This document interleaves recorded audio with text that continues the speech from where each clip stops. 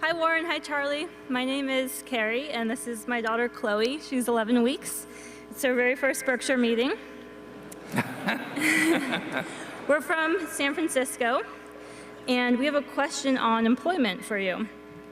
As both a major employer and a producer of consumer goods, what do you make of the uncertain outlook for good full-time jobs with the rise of automation and temporary employment? Well,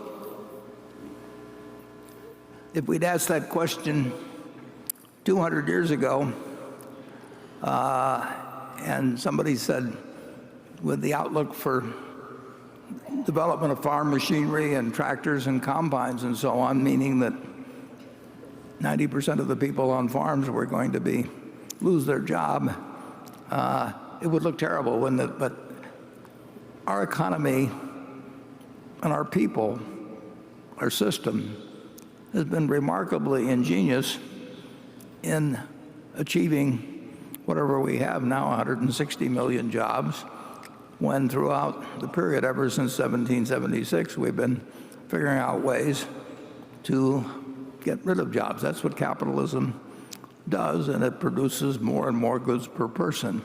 And we never know exactly where they're going to come from. I mean, I don't know what, if you were whatever occupation, well, if you were in the passenger train business, I mean, that was going to change. But we find ways in this economy to employ more and more people, and we've got now more people employed than ever in the history of the country, even though company after company, and particularly in heavy industry and that sort of thing, has been trying to figure out naturally how to get more productive all the time, which means turning out the same number of goods with fewer people, or turning out more goods with the same number. That is capitalism.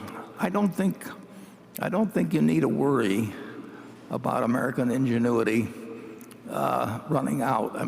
I mean, you look at people in all kinds of businesses, and they like to make money, but they really like to be inventive. They like to do things, and this economy,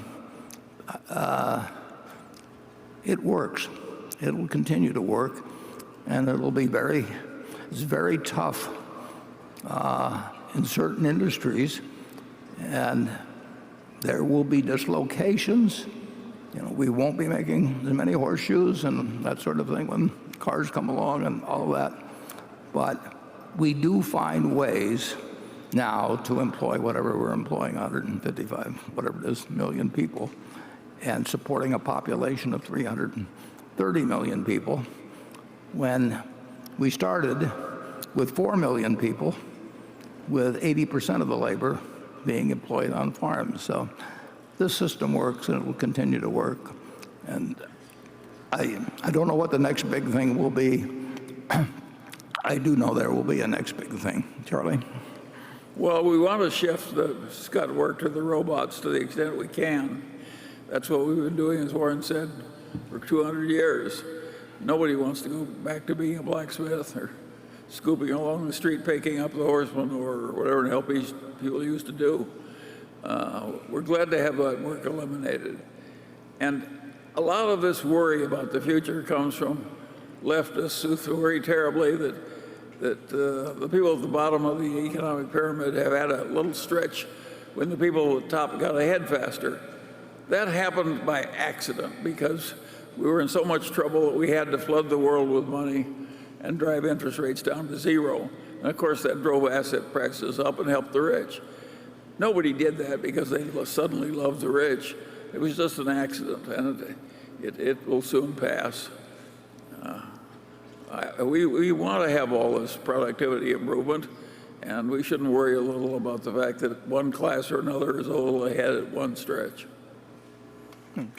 Charlie and I, we worked in a grocery store, and when people ordered a can of peas, we had ladders that we climbed up to reach the can of peas, and then we placed it in a folding box, and then we put it on a truck. And if you looked at the amount of food actually transferred between the producer and the person who consumed it and the number of people involved in the transaction, it was, I don't know whether it was 1/3 or 1/4 or 1/5 as efficient as the best way now to get food delivered to you.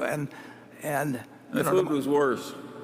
and my grandfather was distressed about the fact that this particular credit and delivery kind of store would be eliminated, and it was eliminated.